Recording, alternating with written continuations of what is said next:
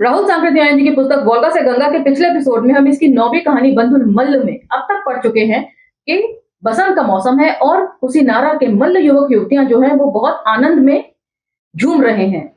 वे decide करते हैं कि हमें जंगल जाकर पिकनिक मनानी चाहिए और वहां भोजन के तौर पर पकाने के लिए नील गायों का शिकार करना चाहिए। नील गायों का शिकार कर वे उनका मांस डेगचियों में पकाते हैं और आनंद से नाचते गाते हैं।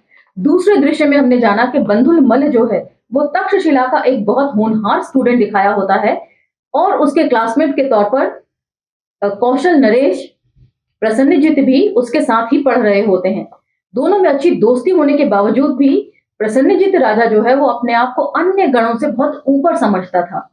यही एक बात जो है वो बंधुल को दुखी करती है। फिर उसके बाद हमने जाना कि एक पार्लियामेंट है और पार्लियामेंट में गण सदस्य जो हैं वो बैठे हुए हैं और सारी जनता जो है वो राज्य की पार्लियामेंट के अंदर और बाहर भीड़ लगाकर खड़ी हुई है। वहां पर बंधुल को लेकर एक इंपॉर्टेंट डिसीजन जो है वो गणपति घोषित करने वाले हैं।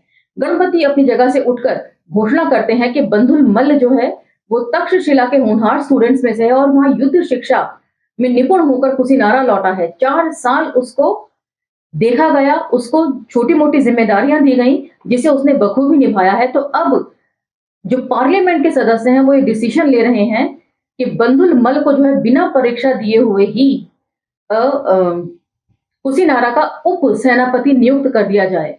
और वहां वे घोषणा करते हैं कि यदि किसी को इस पर ऑब्जेक्शन है तो वे अपना हाथ खड़ा करे।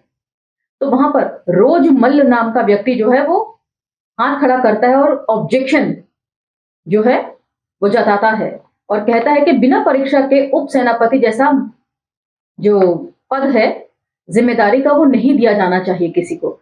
और सब लोग उसकी बात से सहमत होते हैं और 7वें दिन जो है वो परीक्षा रखी जाती है बंधुल मल्ल के लिए। एपिसोड हमने यही खत्म किया था, इसे हम यहीं से पिक करेंगे और जानेंगे कि क्या बंधुल मल्ल जो है वो परीक्षा में पास हुआ या फेल हुआ। तो चलिए मेरे साथ। जय भीम, मैं शालिनी और आप देख रहे हैं अंबेडकर नामा।